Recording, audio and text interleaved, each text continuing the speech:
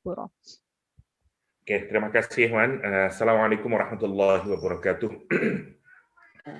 Alhamdulillah, wassalatu wassalamu ala rasulillah wa alihi wa sahbihi wa mawalah, amma ba'd. Kita masuk ke ayat 56 setelah kemarin kita membincangkan tentang isu yang paling sentral pada apa yang terjadi pada Nabi Isa alaihissalam.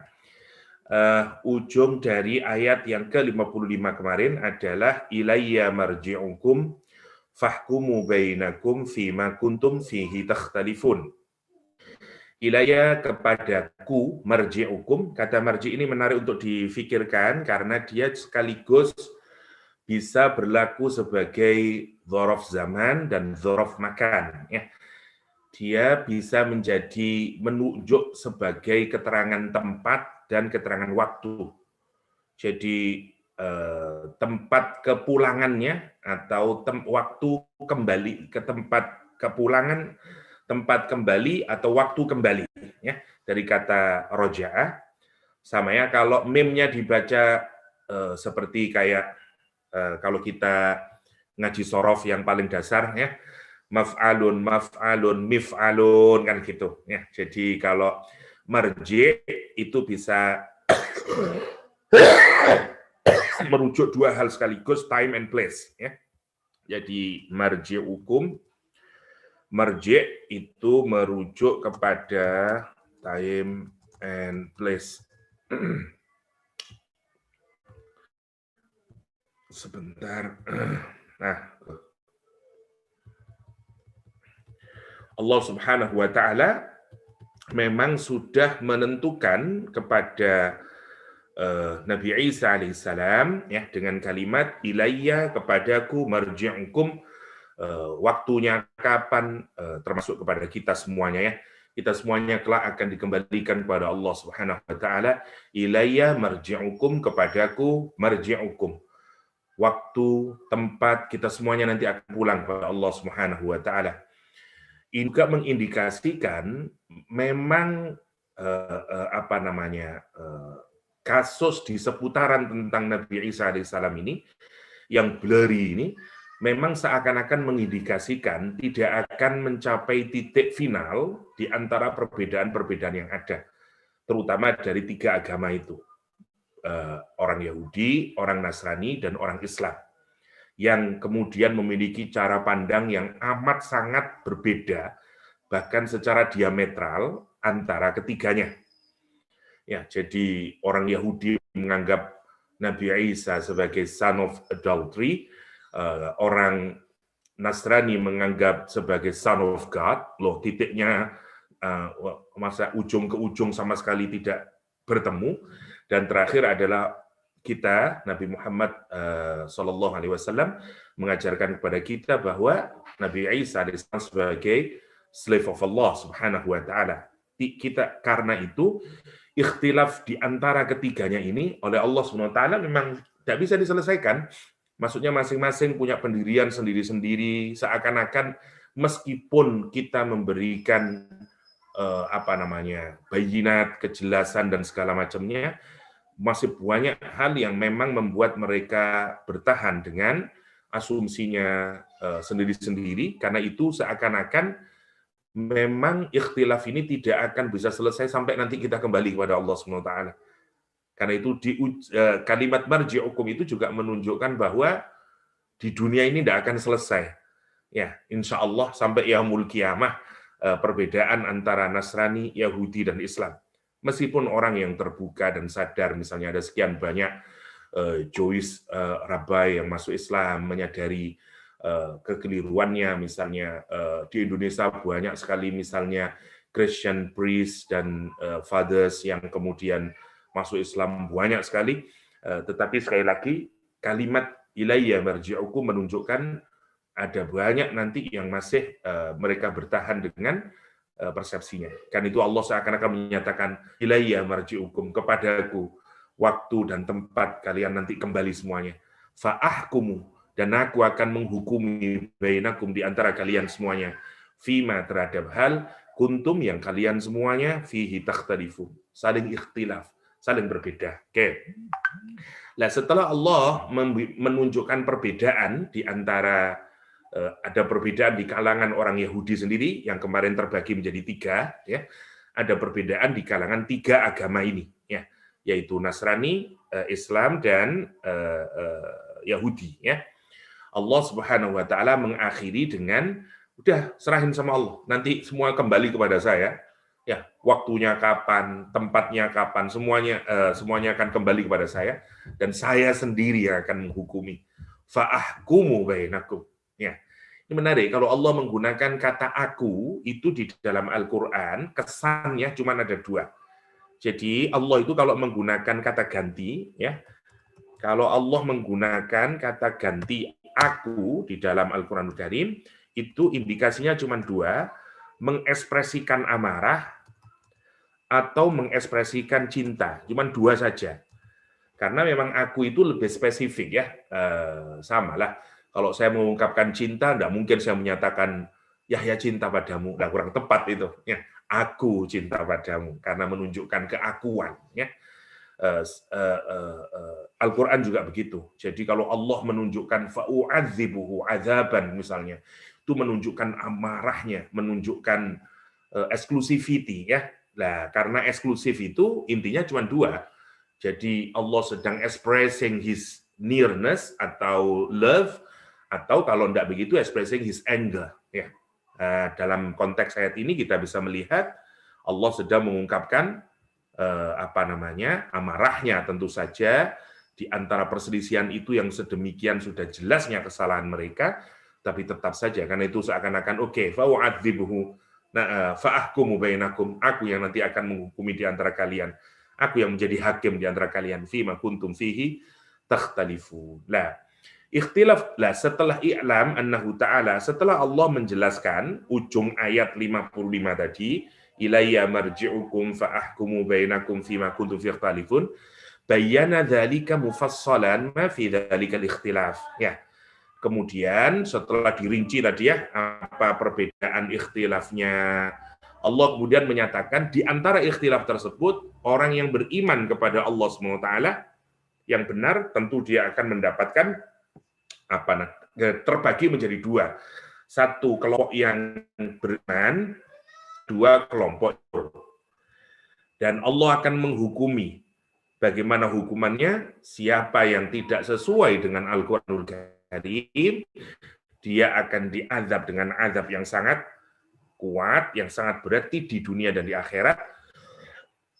Sementara nanti yang beriman kepada Allah dan beramal soleh, maka dia akan mendapatkan balasan yang sempurna dari Allah SWT. Itu kalau kita lihat sekuennya ayat 55 dan 56 itu sebagaimana dijelaskan oleh Imam Ar-Razi dalam tafsir Al-Kabirnya. Mari kita lihat sedikit, ya, tentang ikhtilafnya. Jadi ikhtilafnya yang pertama, kalau orang Yahudi, Nabi Isa itu dianggap sebagai child of adultery, ya, anak zina. Menarik, ya, makarnya orang Yahudi ini, Masya Allah. Yang pertama, menuduh sebagai anak zina, mulai dari ibunya dijelekkan. Ibunya dianggap sebagai pezina, ya, karena itu diusir dari kampungnya, yang pertama. Makar yang kedua kemudian menganggap Nabi Isa sebagai child of adultery. Yang kedua, ketiga Nabi Isa dianggap sebagai heretik. Ya, Nabi Isa dianggap sebagai orang yang merusak agama Yahudi, Taurat, dan mereka pinter untuk convincing their ruler karena Nabi Isa sebagian ajarannya adalah seperti yang kemarin kita diskusikan, ya, apa yang diharamkan oleh orang-orang Yahudi padahal Allah menghalalkan, dihalalkan kembali, atau sesuatu yang dulu itu merupakan pilihan preference pribadi, ya, Nabi Yakub alaihissalam, kemudian oleh orang Yahudi dianggap sebagai hukum padahal dia hanyalah pilihan pribadi, yaitu seperti Nabi Yakub tidak suka dengan daging unta, tetapi orang-orang Yahudi kemudian dijadikan hukum daging unta haram. Ya. Maka kemudian apa yang memang dihalalkan oleh Allah dihalalkan kembali oleh Nabi Isa alaihissalam. Lah case yang semacam ini dibuat sebagai pintu masuk untuk meyakinkan the ruler, the king pada saat itu, agar memang Nabi Isa itu dianggap sebagai heretic, religious impostor, atau lebih tepatnya ya. Karena itu nanti mereka menuduh Nabi Isa itu sebagai false prophet ya, sebagai nabi palsu, atau minimal dia sebagai ya orang yang merubah-rubah agama, terutama agama Yahudi. Dan ini pintu masuknya, karena tujuan ujungnya adalah membunuh. Ya, tujuan ujungnya adalah membunuh. Lah pintu untuk bisa emosional orang dan kemudian membolehkan pembunuhan, tentu ketika agama yang diyakini itu dirusak oleh orang. Ya, kalau sudah diklaim sebagai bahwa dia adalah heretik, merusak agama dan seterusnya, itu paling mudah. Nanti harus kita pelajari itu, karena kita juga seringkali kita itu juga nanti sampai melahirkan clash, pembunuhan satu sama lain, bermula dari begitu. Mungkin bukan heretik awalnya kita menuduh, bid'ah misalnya, terus sampai pada tingkat yang paling akhir, takfiri, kita mengkafirkan sesama umat Islam, yang ujungnya nanti, kemudian kalau itu bersinggungan dengan kekuasaan, ini yang menakutkan. Saya tidak anti misalnya dengan teman-teman misalnya yang berakidah berbeda misalnya ya. Tapi menarik ya, ini terjadi bisa pada kapanpun saja. Mu'tazilah berapa membunuh umat Islam zaman dahulu. Ya. Jadi kalau ada, jadi semuanya klaimnya sama saja. Berapa orang yang dipenjarakan dan dibunuh oleh Mu'tazilah ketika Mu'tazilah bersinggungan dengan kekuasaan. Mohon maaf, Wahabi saja yang kemudian dulu awal-awal dia kemudian menjadi model keagamaan yang diterima oleh King of Saud, ya, itu kalau kita baca sejarah tidak kurang dari 30.000 orang dibunuh atas nama heretik, karena mereka dianggap sebagai kuburiyun, penyembah kuburan, ahli bid'ah. Dulu ketika awal-awal mengestabliskan di Kingdom of Saud misalnya, ya, kalau kita baca. Jadi sebenarnya ini ke siapapun saja, ajaran apapun saja, kalau sudah bersinggungan dengan kekuasaan, apalagi kemudian masuk dengan klaim-klaim heretik, klaim dia itu paling mudah kemudian untuk membunuhnya. Itu yang kita harus hati-hati. Kenapa sih kemudian kok orang sampai ada yang trauma kalau ada agama bersinggungan dengan kekuasaan? Karena memang dalam sejarah kita dapati banyak sekali agama ketika bersinggungan dengan kekuasaan justru kemudian melahirkan pembunuhan-pembunuhan. Bukan agamanya yang salah. Orang seringkali menggunakan agama itu untuk kepentingan pribadinya yang seolah-olah dia merupakan agama itu sendiri. Padahal dia adalah bagian dari keinginan individu atau keinginan kelompok yang nampaknya berbaju agama. Itu yang terjadi mau di Saudi Arabia, dimanapun sajalah, dimanapun saja. Itulah mengapa kemudian kalau di Barat lahir sekularisme. Nah, itu kan karena terlalu ekstrim sebenarnya, tentu saja. Nah, jadi bibit-bibitnya itu kalau kita perhatikan sudah dari dulu. Nah, Yahudi menggunakan itu untuk membunuh Nabi Isa alaihissalam. Jadi pintu masuknya dari sana. Begitu Nabi Isa diklaim sebagai heretik, ya perusak agama Taurat, ya ngerusak Taurat, dianggap sebagai false prophet, sebagai religious impostor, maka kemudian Nabi Isa alaihissalam diputuskan untuk boleh dibunuh. Itu yang menarik. Nah, tetap itu yang disebut dengan makar itu oleh Allah SWT di ayat yang dulu itu. Jadi mereka merancang sedemikian hebatnya, mulai dari ibunya, ya dikarakterisasi dengan cara yang buruk, terus sampai ujungnya adalah assassination, ya ke ujungnya adalah pembunuhan terhadap Nabi Isa alaihissalam. Tetapi Allah juga bikin planning sendiri, ya dengan cara diserupakan orang yang lain. Itu yang kemarin ya. Jadi mereka ini menjadi victim of mistaken identity. Ya, bukan Nabi Isa alaihissalam, tapi dikira Nabi Isa. Jadi kalau kita lihat di agama Yahudi, Nabi Isa itu diyakini di-crucified, disalib, kemudian mati, kemudian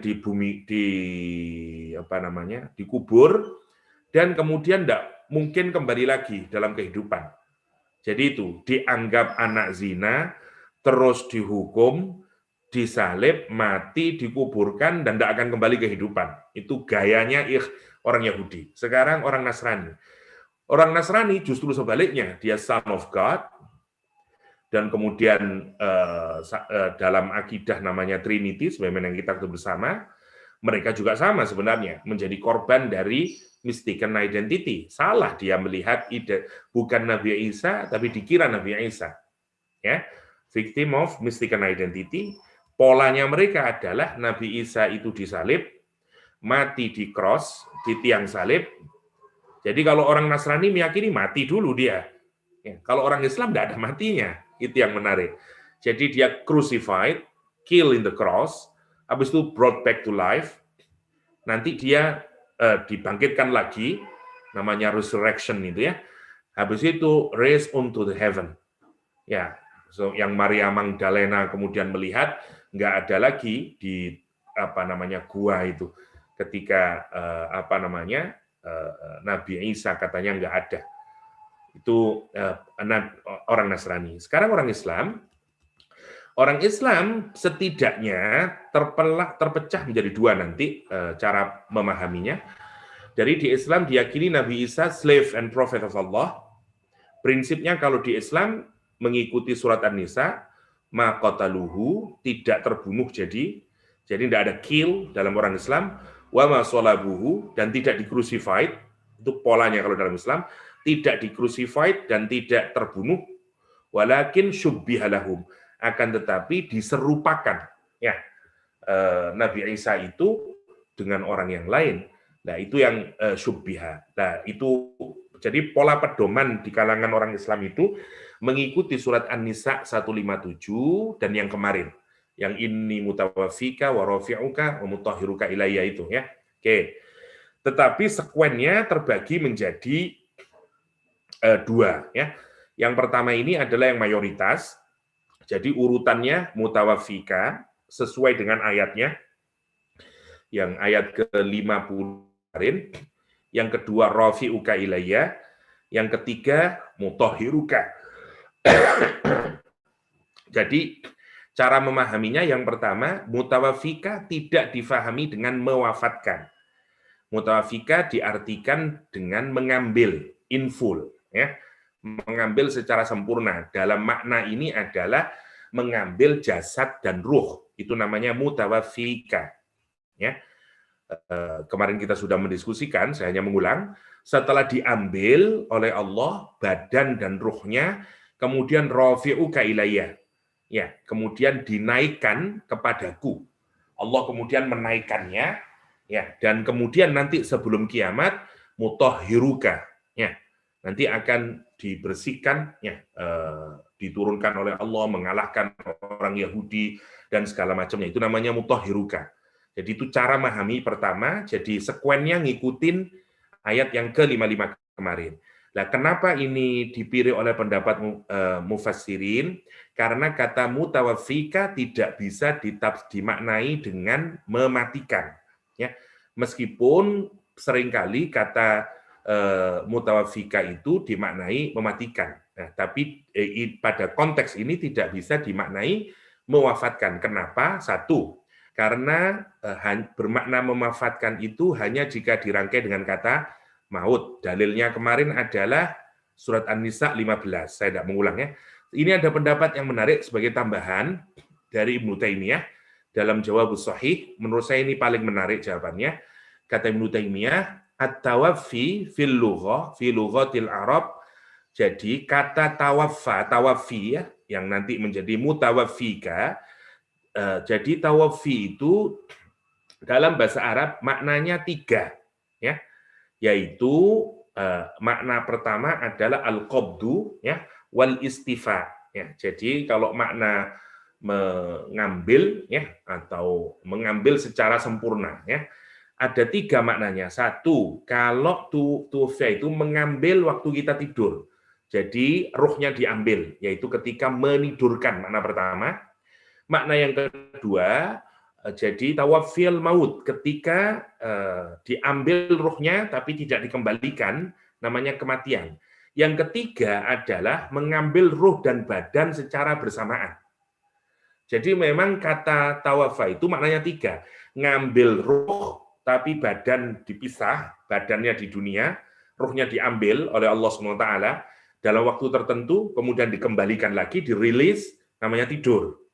Ada diambil ruhnya, tapi kemudian dipisahkan selama-lamanya. Jadi tubuhnya hancur di dunia, ruhnya diletakin di alam ruh, di alam barzah oleh Allah SWT, yang kita sebut dengan kematian. Yang ketiga adalah jika roh dan badan diambil secara sekaligus.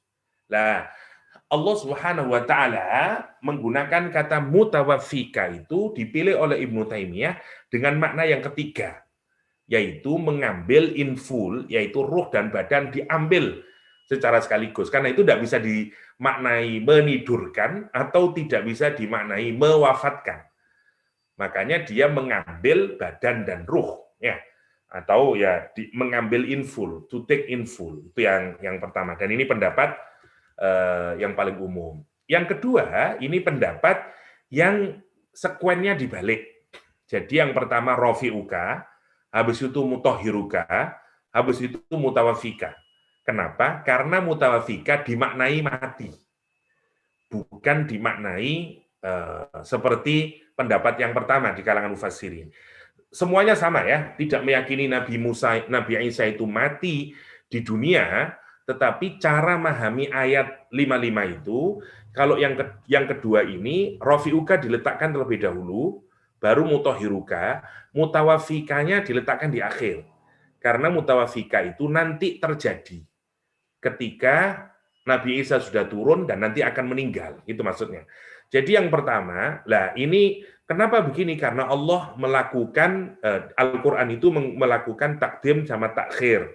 Apa kata yang mestinya di akhir didahulukan, ya kata yang mestinya didahulukan diletakkan di akhir. Ini umum dalam Al-Quran, namanya takdim wa takhir. Ya, karena itu ada 2 caranya kita memahami ayat ke-55 kemarin. Ini hanya recap saja, biar agak clear maksud saya. Jadi cara memahaminya seperti ini ya. Jadi li'annal wawa la tujibur rutbah, karena wawunya itu tidak mewajibkan urutan ya. Maksudnya yang pertama mutawafika, setelah itu baru rafi'uka, setelah itu mutahhiruka, bukan begitu ya, tidak mewajibkan urutan, tapi inni rafi'uka ilayya dulu, baru wa mutahhiruka minal ladzina kafaru, baru wa mutawaffika ba'da an tanzila minas sama.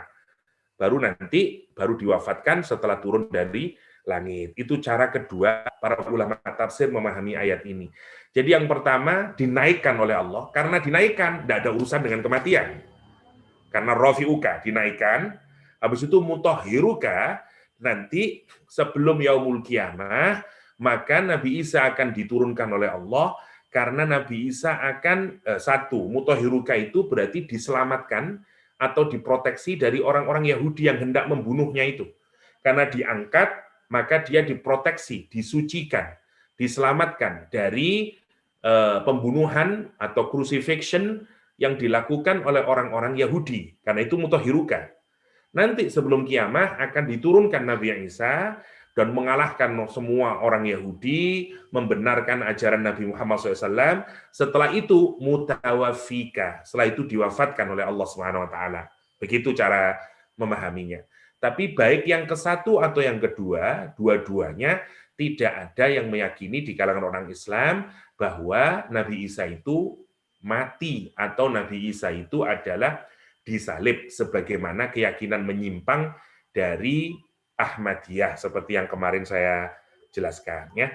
Jadi kalau ada pemahaman selain 1 dan 2 itu pasti salah sudah. Jadi kalau orang Islam itu masih paham yang model 1 atau yang model 2 itu masih benar.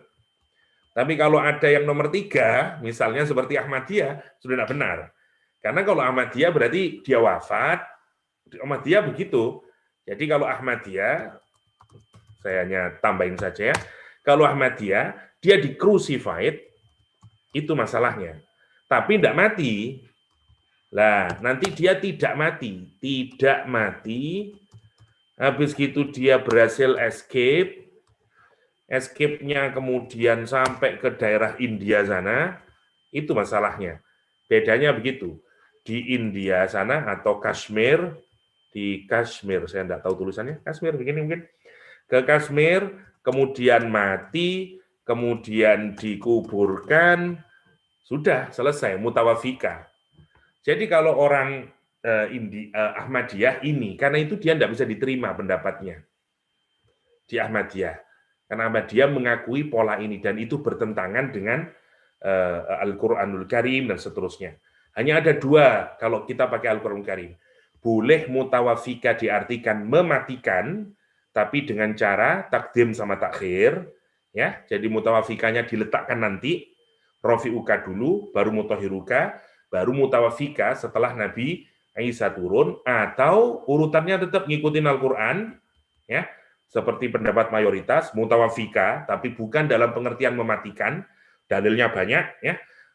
Jadi mengambil ruh dan jasad, kemudian diangkat oleh Allah SWT menujunya, wallahu a'lam, di langit sana dia tidak mati, kemudian baru mutahhiruka. Jadi ada dua polanya. Oke. Nah, setelah ikhtilaf ini, kalau kita perhatikan ya, baik orang Yahudi, orang Nasrani, perbedaan di dalam orang Yahudi sendiri, bahkan yang Yahudi terbagi jadi tiga, seperti diskusi kita kemarin ya. Allah kemudian menyatakan fa'ammal ladzina kafaru, maka adapun orang-orang yang kufur, tidak beriman kepada Nabi Isa, kepada nubuahnya Nabi Isa, ya, baik dengan cara yang ekstrim sebagaimana orang Yahudi, atau dengan cara yang juga ekstrim kanan sebagaimana orang Nasrani, ya, yang bahkan mentuhankan Nabi Isa alaihissalam, karena dua-duanya kufur. Jadi dimensi kufur itu bisa seperti orang Yahudi, bisa seperti orang Nasrani, karena terlalu sebenarnya. Ya, fa'ammal ladzina kafaru, karena sebenarnya prinsipnya sebenarnya sama dengan kekufuran, ya. Jadi kenapa sih orang Nasrani itu kok mentuhankan Nabi Isa? Karena mereka berpikir kalau saya baik-baik dengan Nabi Isa, apalagi saya menuhankan Isa, saya menganggap bahwa Isa itu anak Tuhan, dan kalau saya mengakui itu, dia telah wipe out our sin, karena dia turun untuk menghilangkan dosa kita, sehingga dia merasa aman dengan perilakunya dan dia aman masuk surga. Itu persis seperti orang-orang Quraisy yang dulu menyembah Latta, Manat, Hubal. Ketika ditanya, kenapa kamu kok menyembah patung-patung itu? Kata dia, itu bukan patung-patung, dia simbolisasi dari abnaullah, dari anak-anak Tuhan. Dan saya itu menyembahnya untuk apa? Liyuqarribuna ilallahi zulfa. Ya, karena saya tidak bisa akses langsung kepada Tuhan. Kenapa dia tidak punya akses langsung? Karena dia tidak mau berubah dengan amal yang biasa dia lakukan, dengan maksiat yang mereka biasa lakukan, dengan way of life mereka sendiri. Tapi mereka ingin masuk surga. Dia beragama, tapi tidak mau berubah dengan kesehariannya, perilakunya. Agama itu yang mestinya membuat orang memiliki way of life sebagaimana yang diinginkan dari agama, tapi mereka nggak mau, orang Quraisy itu. Sehingga kemudian bagaimana caranya agar dia bisa masuk surga, ya, tetapi sekaligus tetap mempertahankan amaliyahnya. Karena itulah dia meyakini Tuhan itu punya anak-anak perempuan, abnaullah itu. Jadi patung-patung itu adalah simbol dari anak-anak Tuhan. Nah, harapannya adalah kalau dia berbuat baik kepada anak-anaknya Tuhan, nanti kalau mati, dia aman. Karena kan dia sudah dekat dengan anaknya Tuhan. Maka dia dapat garanti masuk surga. Lihat mentalitasnya orang Quraisy itu. Apa bedanya dengan mentalitas orang Nasrani? Sama sebenarnya. Karena itu kita akan melihat kesamaan kekufuran. Hanya balutannya mungkin lebih modern lah. Sebenarnya sama mentalitasnya. Mereka itu tidak mau berubah dengan caranya dan mau selamat. Caranya bagaimana? Ya, dia harus berbuat baik kepada, makanya simbol Nabi Isa itu adalah simbol keselamatan, menghilangkan semua dosa, asal kita beriman kepada Isa sebagai Son of God, maka aman sudah. Believe in Trinity, sudah selesai, masuk surga. Dan itu di dalamnya sebenarnya akidah yang mau disusun adalah terserah, setelah itu you mau melakukan apapun saja, fine. Ini kan sebenarnya sama dengan apa yang di kekufuran pada orang Quraisy dengan kekufuran pada agama Nasrani. Kritiknya buat kita adalah agama itu menuntut sami'na wa ata'na, agama itu menuntut perubahan pada pribadi kita, karena kemudian kita harus submit kepada Allah, harus surrender, itu poinnya. Ngalahin ego kita dan seterusnya. Sayangnya yang menarik, itu yang tidak dimau, itu yang disebut dengan kufur. Karena itu Allah menyatakan lihat amarahnya, fa'ammal ladzina kafaru, maka adapun terhadap orang-orang yang kufur dalam bentuknya yang macam-macam itu tadi, ya, dari kasus Nabi Isa alaihissalam, lihat Allah menyatakan fa'u'adzibuhum, maka konsekuensinya ya, aku akan mengazab mereka semuanya azaban syadida, dengan azab yang sangat kuat kata Allah, intense punishment kata Allah ya. Ini menarik, memang rujukannya kepada orang Yahudi fid dunya wal akhirah, di dunia dan di akhirat. Wa ma lahum min nasirin, dan tiadalah lahum bagi mereka at all nanti di akhirat min nasirin, dari penolong. Tidak ada yang bisa menolong mereka nanti dan seterusnya. Azabnya disempurnakan oleh Allah. Ya, ketika azab itu, kenapa Allah kok menggandengkan antara dunia dan akhirat? Karena ada gini ya, Allah itu kalau membalas amalan itu akan disesuaikan dengan mestinya balasannya dapat apa. Sama, ada balasan yang tidak bisa diberikan di dunia ini. Ya, balasannya nanti sempurnanya akan ada di akhirat. Sama seperti case contoh paling mudahnya lah. Kalau orang membunuh lebih dari satu, bunuh orang 100 misalnya seperti dalam hadis, bagaimana mau kita hukum di dunia? Nah, kalau kita kisos, orang itu hanya punya satu nyawa, kita bunuh sekali sudah selesai dia. Nah, bisa lagi kita menghukumnya. Karena itu ada akhirah yang hukuman itu akan sempurna begitu. Termasuk juga kebaikan. Makanya kalau ada kebaikan, nanti oleh Allah pasti akan diberikan balasan sempurnanya di akhirat. Karena di dunia tidak bisa diberikan balasannya, karena dunia terlalu remeh. Maka sama seperti di surat An-Nahl 97, Allah menyatakan orang yang beriman dan beramal soleh, dia akan diberikan hayat thayyibah, ya, tapi dia juga akan dibalas oleh Allah dengan balasan yang lebih baik dari apa yang mereka kerjakan. Di mana? Di akhirat. Kenapa? Karena tidak bisa dibalas di dunia. Contoh, 2 rakaat sebelum subuh. Pahalanya adalah balasannya, konsekuensinya, dikasih dunia lebih baik dari dunia dan isinya. Coba, bagaimana diberikan di dunia? Tidak bisa lah. Tidak bisa dia. Karena itu nunggu nanti kesempurnaan balasan itu. Tapi berbeda nanti untuk kebaikan orang-orang yang tidak beriman pada Allah. Semua orang kafir yang melakukan kebaikan di dunia dibalas oleh Allah. Di mana? Di dunia. Maka kalau ada orang yang kafir berbuat baik, pasti balasan kebaikannya oleh Allah diletakkan di dunia. Sebagaimana hadis menjelaskan. Nanti dia tidak akan mati sampai semua kebaikannya dibalas oleh Allah SWT. Kalau sudah selesai, tidak ada lagi balasan kebaikannya, baru dia mati. Untuk apa sih? Agar nanti di akhirat tidak ada kebaikan yang bisa diberikan lagi kepada dia. Masya Allah ya. Sementara kalau orang Islam melakukan kebaikan, orang yang mukmin melakukan kebaikan, nanti diberikan di dunia, sekaligus kesempurnaannya diberikan di akhirat. Sementara orang kafir, semuanya diberikan di dunia. Kita mungkin bertanya, kok tidak adil Allah? Kenapa kok dia tidak diberikan di akhirat? Karena memang amalnya itu tidak memiliki dimensi yang membuat amalnya kekal di akhirat. Karena kufur itu tadi. Karena kufur tadi, misalnya saya tanya, ada enggak orang kafir yang membantu orang lain? Banyak. Ada enggak orang kafir yang bantu makanan dan segala macam, banyak. Nah, tetapi semua amalnya itu hanya ditujukan untuk kehidupan di dunia ini, kebaikannya. Dia tidak ada niatan misalnya untuk Allah Subhanahu wa taala, nggak ada.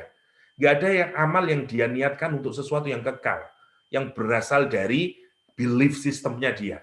Nggak ada. Dan Allah itu maha adil. Kalau you berbuat seperti itu, ya udah nggak dapat. Dan itu sebenarnya tidak hanya berlaku buat orang kafir, termasuk kita orang Islam. Kalau kita tidak meniatkan karena Allah, ya dia hanya menjadi amalan dunia. Saya kasih case. Siapa orang pertama nanti yang dibakar di api nerakanya Allah SWT? Ahli agama. Ustadz Kiai yang ahli Al-Quranul Karim, faham Al-Quranul Karim. Ketika dia masuk neraka, dia bertanya sama Allah, ya Allah, kenapa aku masukkan neraka? Jawabnya Allah, kenapa? Karena dulu kamu pinter Al-Quran, alim terhadap Al-Quran, hanya kepingin dianggap orang ahli baca Al-Quran, hanya kepingin agar engkau dianggap sebagai orang yang expert dalam Al-Quran, alim dalam Al-Quran. Kamu tidak ada niatan untuk itu sebagai amal ibadahmu. Enggak. Kan itu yang kedua, hadis yang panjang ya, dengan 3 orang yang kita kira, orang itu mengira dia akan jadi ahli surga. Yang kedua adalah orang yang ikut perang, syahid di jalan Allah SWT, tapi masuk neraka awal-awal. Dia juga protes, ya Allah, dulu saya syahid ini. Kenapa sekarang saya ada neraka? Lihat jawabannya kenapa. Karena dulu kamu itu berperang, sama sekali tidak ada niatan untuk jihad fi sabilillah. Niatannya kamu adalah kepingin kamu menjadi hero buat masyarakatmu. Kamu ingin namamu harum buat masyarakatmu. Lihat. Amalan ini amalan siapa? Amalan orang Islam. Sama juga sebenarnya berlaku terhadap orang kafir dan berlaku terhadap kita, orang Islam. Jika tidak ada Allah di dalamnya, maka dia tidak punya nilai. Maka dia tidak punya nilai. Tetapi kalau amalan itu karena Allah, itu yang membuat kemudian amalnya berubah. Dia menjadi kekal amalnya. Ada akhiratnya, itu maksudnya. Ada akhiratnya. Itu yang menarik kisah. Saya sering mengulang ini ya, tapi untuk sebagai ingatan hadis Bukhari yang menyatakan, lihat, kalau kita pikirkan ya, bukankah amal hebat sekali itu? Misalnya ya, orang yang alim, belajar Quran, membaca Al-Quran, mengajarkan isinya Al-Quran, mestinya kan surga. Orang yang berjihad, semua amalan istimewa. Tapi kenapa kok bisa menjadi ahli neraka kalau kita pikirkan? Karena tidak ada Allah di dalamnya. Ya, masa Allah. Sekarang bandingin dengan hadis Bukhari yang menyatakan seorang laki-laki berjalan, kemudian dia amat sangat kehausan, kemudian dia melihat sumur, dia masuk ke dalam sumur, dia minum, dia keluar. Begitu keluar, dia lihat seekor anjing, ada banyak riwayatnya, yang ini laki-laki. Dia keluar melihat seekor anjing, anjingnya juga amat sangat kehausan, dan kemudian dia menjulurkan lidahnya, anjing itu bahkan kemudian memakan debu-debu, karena di debunya itu dia kira ada air, kata kita begitu, karena dia mengira ada air. Terus orang itu berpikir begini, saya amat sangat kehausan, sebagaimana anjing itu juga kayaknya seperti saya tadi, amat sangat kehausan. Dan dia tidak tega, dia kemudian turun lagi ke sumur, pakai sepatunya, ya, dia mengambil khaufnya itu, pakai dengan susnya itu, dia ngambil air, karena dia harus naik, kemudian dia bisa bawa dengan tangannya, dia bawa dengan mulutnya, naik ke atas, kemudian dia ngasih minum kepada anjing itu. Coba kalau kita pikirkan, tapi cukup membuat orang ini diampuni seluruh dosanya dan dimasukkan oleh Allah ke dalam surganya. Ini kan ekstrim banget contohnya.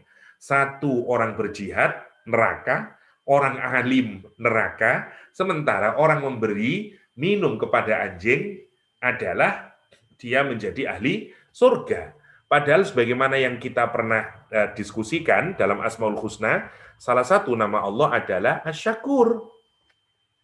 Asy-Syakur itu, saya mengingatkan kembali saja ya, karena kan begini, rumus dasarnya itu, syukur itu makna dasarnya adalah az-ziyadah. Pasti Kak Ha masih ingat ini ya. Sorry Kak. Maknanya bertambah, increase makna dasarnya itu, increase. Oke, maksudnya begini. Kalau masih ingat, saya guyonan ya. Jadi kalau ada pohon yang kita kasih air tidak banyak, tapi dia menunjukkan rasa terima kasihnya, ya, karena kita nanam pohon nih, kemudian kita kasih air, tapi pohonnya itu menunjukkan rasa terima kasih, ditunjukinnya dengan tumbuh dengan baik, terus membesar dia, sampai kemudian muncul buah-buahnya, yang kemudian buah-buahnya kita makan. Nah, disebut dengan pohon yang syakur. Saya, karena dikasih makan oleh istri saya, misalnya, saya tunjukin gemuknya dan segala macam. Saya adalah Yahya yang syakur dalam pengertian itu. Ya. Jadi makna dasarnya itu. Nanti ada banyak nakoh misalnya ya. Kalau ada unta betina yang amat sangat banyak air susunya, orang Arab dulu menyebut sebagai nakoh syakirah. Jadi tidak ada hubungannya dengan penyanyi Shakira. Ya. Nakoh unta betina. Jadi kalau ada unta betina yang banyak air susunya, karena diambil banyak lagi, wah itu namanya nakoh Shakira. Seakan-akan dia tahu tuannya memberikan rumput, tuannya ngasih itu, dia membalasnya dengan balasan yang berlimpah, yaitu susu yang banyak. Dari situ diambil kata asyukru. Nah, artinya adalah kalau orang itu diberi sesuatu, dia akan membalas berlebih. Ya, dengan balasan yang banyak. Dari situ konsep syukur. Nah, sekarang bayangin, Allah itu tidak saja disebut Al-Quran sifatnya syakir, tapi dibentuk intensif syakur. Balasnya, keterlaluan balasannya Allah itu. Ya, karena disebut sebagai asyakur. Jadi kalau kita berbuat baik kepada Allah Subhanahu wa taala, maka Allah akan membalas dengan balasan yang ekstrim. Maka dalam konteks tadi, seorang yang ngasih minum anjing dibalas dengan surga, kita menjadi tidak bingung. Gimana masa ya? Hanya sekedar ngasih minum anjing saja masuk surga. Kenapa? Karena Allah asyakur. Selesai. Kenapa? Karena Allah asyakur. Karena Allah asyakur. Nah, masalahnya adalah bagaimana memahami orang yang ngasih minum anjing itu sebagai berhak untuk mendapatkan balasan. Karena begini, lihat orang ini. Orang ini minum anjing, tidak ada pretensi apapun. Kalau kita pikirkan. Dia hanya melihat anjing itu sebagai makhluknya Allah SWT yang sedang kehausan, dan karenanya saya bantu dia. Ya, dia tidak ingin dipuji orang, nggak ada orang di situ. Ya, tidak ada mertuanya di situ. Oh, kamu penyayang binatang ya, misalnya tidak ada. Dia tidak dapat tidak dapat upah dari situ. Itu satu-satunya alasan menolongnya dia adalah karena dia adalah anjing yang kehausan, dan anjing itu adalah ciptaan Allah Subhanahu wa taala. Dan anjing itu tidak bisa minum dengan caranya sendiri, karena dia tidak bisa masuk ke dalam sumur. Kalau masuk ke dalam sumur mati dia. Maka sikap yang diambil oleh laki-laki tadi itu menunjukkan dia berbuat baik terhadap makhluknya. Ingat, makhluknya Allah. Karena meskipun dia anjing, anjing itu makhluknya Allah. Maka kalau kita berbuat baik kepada makhluknya Allah tanpa ada pretensi apapun, maka secara otomatis sesungguhnya kita ikhlas. Itu maksudnya. Hakikatnya kita ikhlas. Karena orang ini punya iman, orang muslim ini yang melakukannya.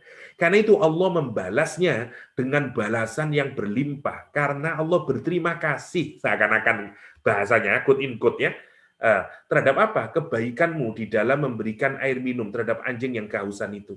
Dan Allah memberikan surga. Nah, yang tadi kalau kita lihat amalan istimewa, jihad, katakanlah, sama alim. Ini mesti surganya kalau kita lihat. Ada orang sehari-hari ngajarin Quran terus. Lah mestinya kan syakurnya Allah ya mestilah level, wah ini misalnya mestinya tinggi sekali surganya.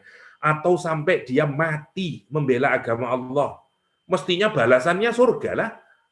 Bahkan surga yang tinggi mestinya. Tapi kenapa dia dapat neraka? Kan itu masalahnya yang harus kita pikirkan. Ya, yang harus kita pikirkan. Makanya saya teringat dengan guru saya dulu, ustadz saya, yang menceritakan tentang ustadznya. Ya, ketika mulai terkenal di Indonesia, santri banyak datang, mulai dielu-elukan oleh orang. Malam-malam dia di dekat satu pohon di pesantrennya itu dia nangis sendirian. Terus dipanggil ustadz saya itu, ke sini kamu, kata dia. Terus tanya, kata dia, Pak Yai, kenapa engkau menangis? Kata dia. Dia sumpek mikirin, kenapa orang-orang itu menganggap saya ini orang alim, kata dia. Dia takut amalnya itu tidak ikhlas karena Allah. Bayangin. Nah itu harus begitu, orang itu harus mikir apa yang sudah saya lakukan ini. Karena niat itu bisa berubah apapun saja. Mungkin misalnya pulang dari Azhar, pulang dari Madinah, niatnya memang suci karena Allah SWT. Nanti di perjalanan ketika sudah mendapatkan pride, dapat mungkin macam-macam lah, dapat kekayaan, dapat pamor, dapat fame, famous dia, berubah nanti niatnya. Dan yang dia sangka dia akan mendapatkan surga, justru tidak dapat apa-apa. Itu maksudnya pentingnya kita mengoreksi diri kita masing-masing. Agar nanti kita mendapatkan balasan dari Allah SWT. Nah, dalam kaitan ini, kenapa saya ngawali di sini? Karena lihat, Allah marah sama orang-orang yang kafir itu. Nah, balasan bagi orang kafir bedanya, ini untuk yang orang Islam. Kalau yang orang kafir, persis sama ya. Jadi kalau yang orang kafir, balasannya karena tidak ada, yang untuk orang kafir, ya, kalau kebaikannya nanti dibalas dengan kebaikan lagi oleh Allah, karena Allah lagi-lagi asyakur, tapi di dunia saja, di akhirat dia tidak dapat, dihabiskan. Kenapa? Karena kayak tadi itu, tidak ada unsur akhiratnya. Tapi kalau dia kufur, berarti dia mengkufuri Allah SWT. Ya dia sadar dengan Allah kalau dia melakukan kekufuran. Ya, orang Nasrani itu tahu kalau dia salah sebenarnya. Ya dia sadar, orang Yahudi dan seterusnya. Ya, karena itu kalau dia melakukan kekufuran, balasannya jadi dua. Nanti dunia plus akhirat. Itu maksudnya. Allah menyatakan ammal ladzina kafaru fa'u'adzibuhum 'adzaban syadidan fid dunya wal akhirah wa ma lahum min nasirin. Wa ma lahum min nasirin. Kata kita lihat tambahan sedikitnya. Fa'ammal ladzina kafaru fa inni u'adzibuhum 'adzaban syadidan qawiyan fid dunya. Dengan cara apa? Dengan cara dia dibunuh, diperangi, dengan cara nanti dia mendapatkan kehinaan, kemiskinan, diambil hartanya, sebagaimana yang terjadi sebagian terhadap orang-orang Nasrani ya. Mulai sebagaimana kalau kita lihat di surah Al-Isra ya, ada Nebukadnezar yang menghancurkan, ada Titus yang menghancurkan dan segala macam ya.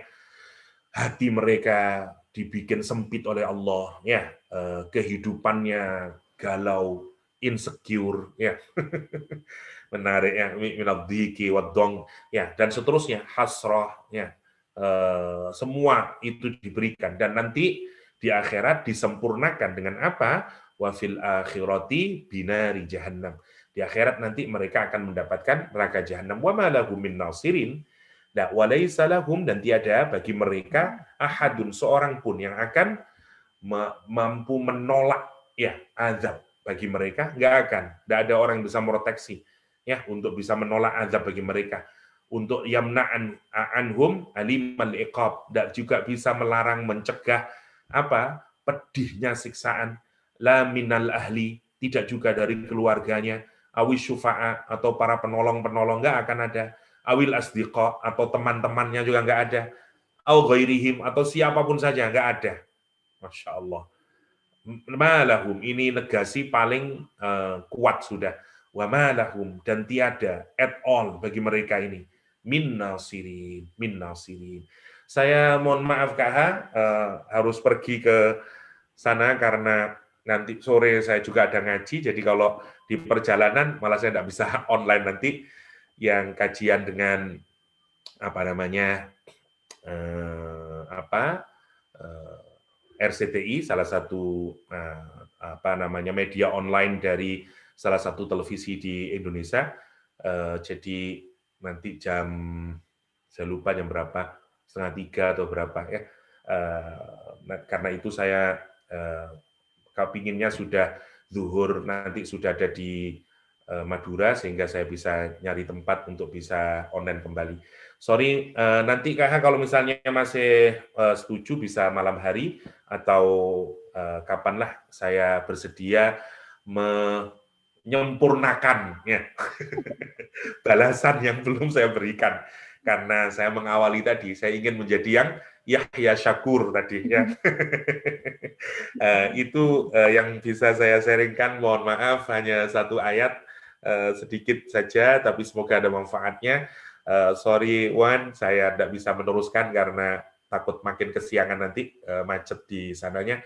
Demikian hadanallahu iyyakum ajma'in wa sallallahu ala nabiyyina Muhammadin wa alihi wasallam wa akhiru da'wana alhamdulillahi rabbil alamin. Assalamualaikum warahmatullahi wabarakatuh. Waalaikumsalam warahmatullahi